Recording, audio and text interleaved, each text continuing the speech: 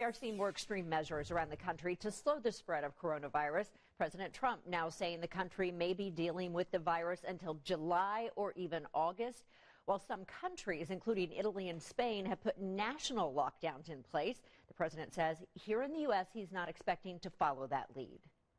At this point, not nationwide, but well, there are some places in our nation that are not very affected at all. But we may look at certain areas, certain hotspots.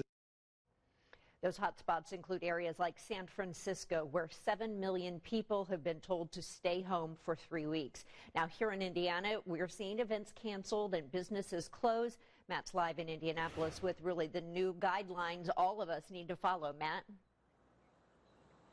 Yeah, good morning to you. This really constantly changes here at the State House from state leaders. In fact, we could even get another update today because it's a situation that seems to change hour by hour. And to that end, right here, this is a major intersection downtown Washington and Capitol.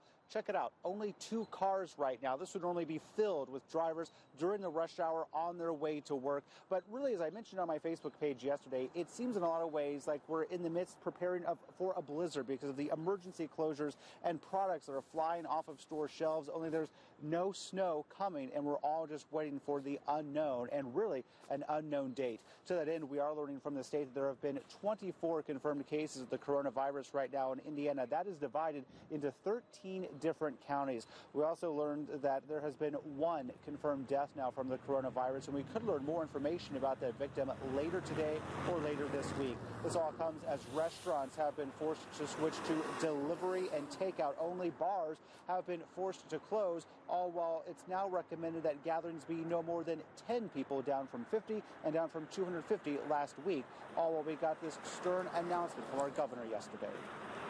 To those who think that we may be overreacting, I can assure you that we are not.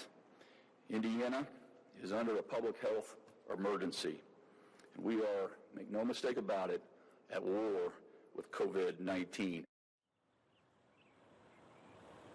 And it's also recommended that people work remotely. Of course, with so many places closing down, you can't really gather someplace like a coffee shop, for example. So many people are staying home, working from home today. And Ben, with cold, windy conditions this morning, I got the gloves out, the heavy jacket. It's not too bad to stay in today. Yeah, and you're right. Just a weird feel around the city. Thanks a lot, Matt. Despite the coronavirus, we're going to see presidential primaries today in some pretty key states. Voters actually head to the polls in Arizona, Illinois, and Florida today, as you can see here on our map. Now, Ohio was supposed to have its presidential primary today, and postponing it actually took a lot of drama. Ohio's governor recommended postponing yesterday, but then a judge denied that request. So the state's health director declared a health emergency and ordered the polls closed for fears of exposing voters and poll workers to the coronavirus. The coronavirus was one of the big topics at last night's City County Council meeting in Indianapolis. The council officially approved Mayor Hogsett's disaster declaration, which bans public gatherings with more than 50 people. The council also talked about other businesses, including spending more than $4 million to address violent crime in the city. And here at 606, because of the virus, we're hearing so many people say, just as Matt mentioned, stay home if you can. Yeah, if it's a possibility, and that's causing some new internet challenges, urging people to follow the guidelines. Meredith's looking into that and how to stay sane while social distancing. Meredith? Yeah, we talk so much about staying safe, staying healthy. Now you're at home, you might be home for a while. You also want to stay sane. So here's some tips from our website. I won't go through all of them, but I want to point out maintaining your routine is very, very important. Going for a walk or just exercising during your lunch break. And I liked this person on Twitter. He's maintaining his routine, obviously a subway rider in New York. He is making sure he still remembers that he's riding the subway. Some more spring cleaning if you can, maybe on your lunch break when you're home.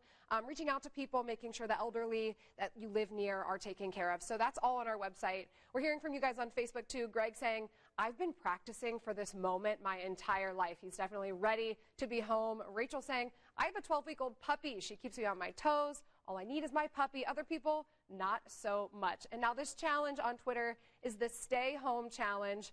You can see people maybe going a little stir crazy just from being home for the limited amount of time they have been already. This is a really funny video where this guy has a sock puppet and he eats the cars going by on the road, getting a lot done for his job.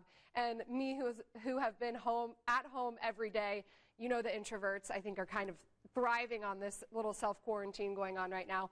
But in all seriousness, if you are at home and you're wondering, okay, how am I going to, make this work? Your kids are home. Maybe you're going a little crazy. We do have tips on our website. Ben and Julia. So good you mentioned the introvert and extroverts too, Meredith. My wife is an extrovert, so she's dying to get out. I say, you have to stay at home. I want to be at home, and I'm here. So it's such a trade-off for so many families that are watching, I'm sure. And we'd love for you to be a part of this conversation. So if you have any questions for us about the coronavirus, please reach out to us.